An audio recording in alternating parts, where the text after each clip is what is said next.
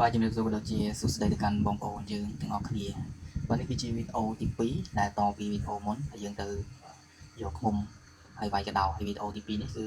គឺជាសកម្មភាពយើងទាំងអស់គ្នាទៅបងសំណាញ់បាទវិញម្ដងបាទតង់ទី1នេះគឺយើងបងនៅកលុកកបីដេកទេត្រីអត់សូវជាធំអីប្រហែលទេណាកូនទៅកាញ់ទៅតែញើសថ្មីអត់ប៉ុនមេដៃមេជើងទូចនៅឡើយទេហើយមីស្ទ័រហាន់គាត់បងប្រហែលសំណាញ់បានត្រីប្រហែលកន្លះ3កន្លះកោត3ដែរបន្ទាប់ពីសំណាញ់ហើយយើងបាទរៀបចំទៅមុខទៀតទៅបងយកកន្លែងដែលយើងធ្លាប់បងរាល់ឆ្នាំបានត្រីធំអញ្ចឹងណានៅនេះបងបានត្រីដៃមួយដែរគ្រាន់តែដែរធំគូសំដែរហើយបន្ទាប់ពីយើងរើសត្រីដែល Mr. Han គាត់បងនេះហើយយើងក៏ធ្វើដំណើរបាទទៅមុខបន្តទៀតដើម្បីទៅដល់ទីតាំងដែលយើងបងទៅបងនៅកន្លែងហ្នឹងអញ្ចឹងណាព្រោះរាល់ឆ្នាំកន្លែងនោះយើងបងបានត្រីច្រើនហើយត្រីធំអូខេឥឡូវនេះឃើញថាយើងរៀបចំហើយកន្លែងនេះគឺយើងត្រៀមបន្តដំណើរទៅមុខជាបន្តទៀតបាទទៅដល់គោលដៅចុងក្រោយបាទមុននឹងទៅដល់គោលដៅចុងក្រោយយើងឆ្លងកាត់ផ្លូវពិបាកជាច្រើនដូចវីដេអូទី1បាទយើងបាននិយាយឲ្យថាមេឃទឹកភ្លេងពីយប់អញ្ចឹងណាហើយព្រឹកឡើងយើងទៅហ្នឹងគឺរៀងពិបាកផ្លូវបាទកន្លែងខ្លះស្រួលកន្លែងខ្លះក៏ពិបាកទៅអញ្ចឹងណាហើយដល់កន្លែងនេះអំបិលទាញបាញ់ហ្នឹងអំបិលហ្នឹងអត់ត្រូវបាទបន្ទាប់ពីបាញ់នេះខុសតដំណើរទៅមុខទៀតបាទការធ្វើដំណើររបស់យើងនេះគឺបាទគោលដៅមកបាញ់សัตว์ផងបាទរកដោផងរកត្រីផងរកមុខផងប្រទេសអីគឺរកហ្នឹងកន្លែងនេះគឺកុកបាទគឺកុកទុំលើមេជើបាទអំបិលខេត្តកំពតបាទទៅទៀតហើយគ្មានតែបានអីទេបងប្អូនអើយតេតងជាមួយនឹងសัตว์បាទឥឡូវបន្តដំណើរទៅទៀតហើយបាទហើយយើងជិះកាត់វាស្រែវាដូចជាអត់អីទេផ្លូវវាអត់សូវជាបាទល្អិតឡើយទេបាទវាស្រែផ្លូវលំសាមានជ្រាំងមានអីចឹងណាវាកាត់បន្ថយអាការល្អិតអីចឹងណានេះអំបិលមានតែបានត្រូវទេបាទអំបិលខេត្តកំពតអំបិលក៏ទីបាញ់មិនត្រូវចង្ងាយចាំ100ម៉ែត្រពីសัตว์បាទតិចទៅគ្រាន់តែសង្ឃឹមខ្លះបាទទឹកដក់តាមវាស្រែបាទតែតាមវាស្រែមានជ្រាំងអីទៅយើងជីកកាគឺអត់អត់អីទេបាទនៅតាមវាស្រែដែរតាមថ្នល់វាសត្វលេខអត់ជីកចង់កើតទេកន្លែងខ្លះតើចុះដើរជីកម្នាក់ឯងកើតអ្នកកន្លែងនេះតើចុះដើរអំតូចខ្ញុំមកសង់វាពិបាកតិចទេតាមតូចផងបន្ទាប់ពីធ្វើដំណើរអស់ច្រើនម៉ោងមកឆ្លងកាត់ផ្លូវពិបាកអស់ជាច្រើនកន្លែងលិចវាចូលព្រៃលិចព្រៃចូលវាបាទអាតំបន់គឺជាតំបន់ធ្វើខ្សែប្រាំងហើយតំបន់បាទម៉ែឲ្យខ្ញុំគាត់ធ្វើខ្សែប្រាំងព្រោះជីកាត់បាទកន្លែងហ្នឹងបាទផ្លូវតាមទៅបើសិនជាអត់ភ្លៀងអត់អីផ្លូវជីស្រួលបាទតែសារយើងមានថ្នល់មានអីបើយើងប្រិទេតែប្រហែលឆ្នាំមុនហ្នឹងយើងផ្លូវតែបច្ចុប្បន្នគឺថ្នល់ព្រោះថាយើងពិបាកធ្វើដំណើរពេលដែលមេឃភ្លៀងបើមេឃអត់ភ្លៀងនេះគឺបាទធម្មតាជីស្រួលសង្ការប្រហែលផ្លូវស្រួយដែរអញ្ចឹងណាវាចាប់តែភ្លៀងទេបាទអត់ភ្លៀងយើងធ្វើដំណើរស្រួលអត់ទៅមកបាទកន្លែងយើងជីគឺជាបាទជាច្រឡំផ្លូវគ្នាឥឡូវបកវិញហើយនេះគឺជាផ្ទះគេនៅចាំស្រែអញ្ចឹងណាផ្ទះនេះគាត់និយាយពីអាយុកាល10ឆ្នាំជាងហើយតាំងពីគេបង្កើតអាងដំបងបាទគេធ្វើឡើងតែនេះថាមកយកអគុយបងថ្លៃខ្ញុំអញ្ចឹងណាភាសាចូលឆ្នាំនេះគេឡើងផ្ទះហើយរៀនຕົកចោលបន្ទាប់ពីចូលយកអគុយហើយយើងបាទបន្តដំណើរទៀតបាទទៅដល់គោលដៅយើងទៀតគោលដៅយើងគឺនៅរៀងឆ្ងាយយូរសំដែរបាទហើយមុននឹងទៅដល់នោះយើងឆ្លងកាត់ផ្លូវបាទពិបាកជាបន្តទៀតតែមិនជាពិបាកទេសម្រាប់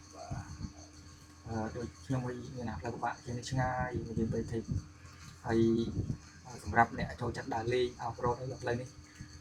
មិនជាអ្វីទេបាទអាចថាជាការដើរលេងសប្បាយព្រោះធម្មតាតោះឆ្លងកាត់សប្បាយខ្លះបាក់ខ្លះបានជីវិតមានន័យឥឡូវនេះយើងមកដល់ទីតាំងនេះបាទឃើញមានមកត្រីមកយ៉ាងហើយបាទទាញសំណាញ់មកបងបាទសំណាញ់មកវងនេះបាទគ្នា4-10នាក់នោះបាទគួយមើលអូខេបាទស្អីទេបាទក្រៅតែពីទីតាំងដែលយើងកំណត់បាទអត់មានត្រីទេបាទទីតាំងផ្សេងៗបងលើកអត់មានបានអីទេហើយទឹករៀងជ្រៅដែរកំពុងក្លុកគេដាក់ក្បាលបូមចឹងវារៀងជ្រៅវាអត់ខាតទេអាមកស្នាមដបងនេះជាប់ប្រោយជាប់ស្នាញ់បាទឥឡូវនេះខ្ញុំម្ចាស់គាត់នៅលេងរងថ្ងៃគាត់ដឹងចុះទឹកដកស្នាញ់ទៀតច្រើនអត់ឃើញបាត់ត្រីបាត់អីដែរកូនត្រីតិចតួចអត់ចាប់ស្នាញ់បាទស្នាញ់ពីរហ៊ុនបាទយល់បាទត្រីជវ៉ាត្រីអីចាកន្លែងនេះបាទបងអូគ្នាទៅបាននេះទេបងអីតាមប្រព័ន្ធនេះគេរកហើយទឹកវារាក់អញ្ចឹងវាស្រូររយើងកុស ពូនក៏បានហូបសំណាញ់ក៏បានឆក់ក៏បានចឹងតែត្រីងាយនឹងពីវាដូចកន្លែងខ្លះទឹកជ្រៅយើងទៅបានរកទៅយើងបងសំណាញ់រកបានដែរហើយជាពិសេសឆក់ទឹកជ្រៅឆក់កើតនេះសំលៀងអីចឹងណាហើយណាមួយហានិភ័យត្រង់ថាទឹកជ្រៅបើសិនជាមានបរិស្ថានមានអីមកក៏ពិបាកគាត់ដែរអញ្ចឹងត្រីអាចសល់ហូបកន្លែងទឹករាក់បាទកន្លែងលោដៃនេះបងហ្នឹងសំណាញ់បាទសត្វភពកន្លែងយើងចឹងទីត្រីថាទឹករាក់កន្លែងជ្រៅរស់ហ្នឹងមានទេតែគេរកមកយើងអស់យើងទៅបើយើងដឹងកន្លែងមកយើងរកបានតែគេជំនួសនេះទាញសំណាញ់ទៅដៃខៀនត្រីទាញមួយតែខ្ញុំបានស្អីបាទឥឡូវនេះបន្ទាប់ពីបងតេះបាទអស់ច្រើនសំណាញ់គេថាអត់មានត្រីទេហើយយើងក៏បន្តដំណើរបាទទៅមុខទៀតបាទឥឡូវនេះយើងមកដល់គោលដៅទីតាំងដែលយើងកំណត់ថានឹងមកបាទឥឡូវនេះយើងដាក់មកសំណាញ់ដំបូងមកកន្លែងនេះបាទកន្លែងនេះបើយើងមើលទៅអត់មានមាត់ត្រីមាត់អីប៉ុន្តែត្រីមានប្រព័ន្ធនឹងត្រីនឹងសច្រើនមើលទៅដូចមិនទាំងងឲ្យបងដូចជាមិនសូវជាបែកអីណាស់ដែរហើយបើយើងចុះទៅដល់ក្រោមទៀតបាទសត្វតែច្រាំងសត្វអីធ្លាក់អញ្ចឹងណាប៉ុន្តែយើងបងមកលើកមកវាមានត្រីមានអីអញ្ចឹងណា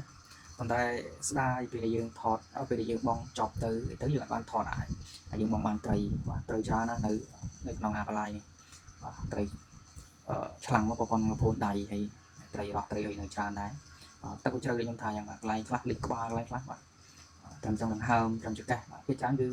ត្រឹមកបាទត្រឹមកលិចក្បាលហើយដូចខ្ញុំថាហ្នឹងទឹកជ្រៅបាទគេពិបាករកគេពិបាកនេសាទត្រីសច្រើនបាទមកសំណាញ់ដំបូងនេះគឺបានរៀងគូសំដែរបាទតិចទៀតឃើញទៅពីលើកបាទមកគាត់ថាពេលដែលយើងរកបានត្រីច្រើនហើយចប់ជាងបានថតដោយសារតែសមាជិកយើងខ្លះគាត់ឃ្លានបាយគាត់អត់មកតាមទេគាត់នៅកន្លែងម៉ូតូអញ្ចឹងទៅអត់មានអ្នកកាន់កាមេរ៉ាកាន់អីចឹងណាពេលយើងខ្វះអ្នកកាន់កាមេរ៉ាបាទអ្នកកាន់កាមេរ៉ាទៅជួយដោះត្រីដោយអាសំណាញ់ដំបូងនេះបើគិតទៅត្រីពូសំដែរហើយធំទៀតបាទមានត្រីត្អោនត្រីក្រាញ់ក៏ពងភាសាខែនេះវាពេញពងហើយឲ្យតែមានភ្លៀងធ្លាក់ហ្នឹងត្រីចាប់ដើមបាទពងចាប់ដើមអីហើយបាទថាទឹកសក់ទឹកសាយទឹកអីទៀតត្រីរស់ចាប់ដើមដំកន្លែង